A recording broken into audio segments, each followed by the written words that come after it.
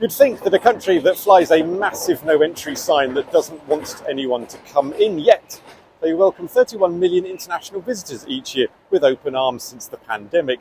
But I'm not here to talk about people's holidays or to find locations from the sound of music. So settle down with your schnitzel as I discover the true meaning of this bi-coloured triband, just to confuse things, its history, why these colours, and surely there must be an eagle involved.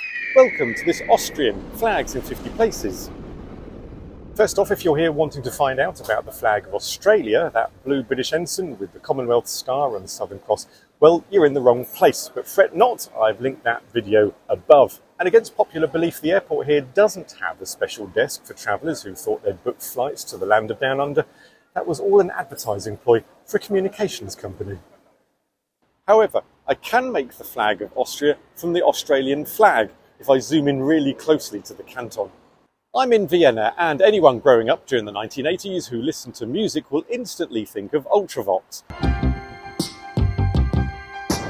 If you're not from the 80s, well, you're probably thinking, this means nothing to me. But enough reminiscing about nostalgic synthesized music and drum machines. Let's start at the beginning, because it's a very good place to start. Isn't that a Julie Andrews quote? Austria's current flag is one of the oldest in the world. The legend behind it is pretty epic. It dates back to the 12th century, during the time of Duke Leopold V of Austria. The story goes that during the siege of Acre in the Third Crusade, Leopold's white tunic was completely soaked in blood, except for a stripe where his belt had been. When he took it off, the red-white-red pattern was revealed, and voila, Austria had a flag. However, it's more likely that the colours date back to 1230, when used as a seal of the quarrelsome Duke Frederick II, the last of the Babenberg dynasty, but the whole blood thing sounds far more exciting. That said, the legend of Duke Leopold V's blooded stained tunic is very similar to the almost identical looking national flag of Latvia, which I cover in an episode, oddly enough, about the Latvian flag, where I recreate the story of someone wrapped in white sheet after a battle and their blood soaking through it. Only the part of the sheet on the ground stayed white, while the rest was red with blood. All very gory, all very legendary, and all very unlikely.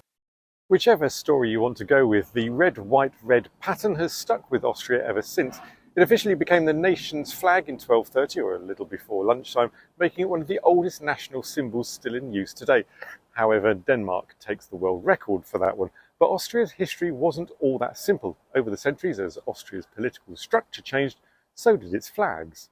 Before the modern flag took permanent hold, Austria's flags were shaped by its changing empires. During the Habsburg monarchy, for instance, the black and gold flag was used, reflecting the imperial colours of the Holy Roman Empire. These flags were grand, symbolising the power and the reach of the Habsburg dynasty. In 1804, the Austrian Empire was formed, and this black and gold flag became the empire's symbol, and after just a small tweak, stayed until Austria came joint second in World War I. That defeat brought about another major change. Bye-bye Empire, hello Republic. Austria officially adopted the current red-white-red flag in 1918 after the fall of the monarchy. However, there was a brief period when Austria was annexed by Nazi Germany and, well, no flag was needed because it ceased to exist as an independent country. But thankfully, in 1945, Austria was liberated and the red-white-red flag made its triumphant return as a national symbol of the free and independent Austria.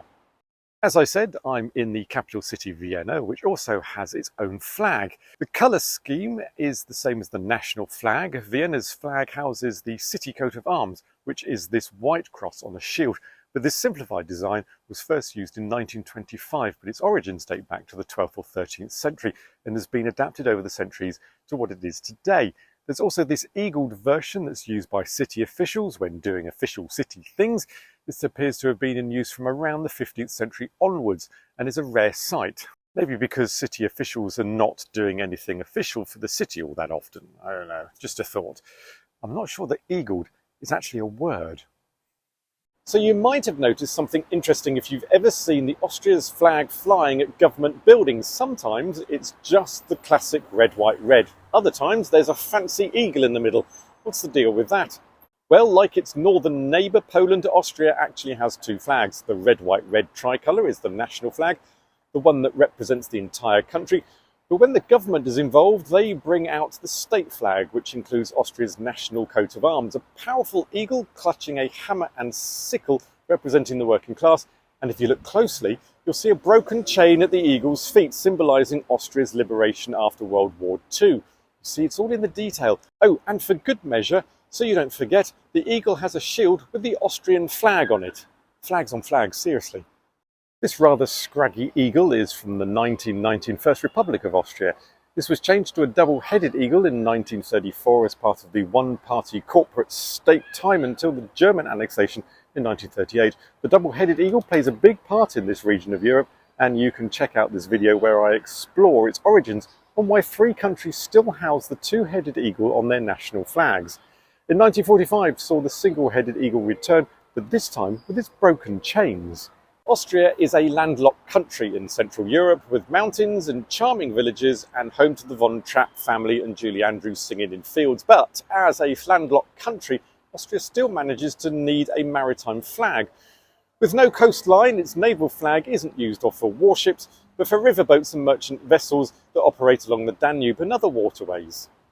The Austrian naval ensign is similar to the national flag. It's a special flag you'll only see flying on Austrian vessels in inland waters or indeed in international waters when needed.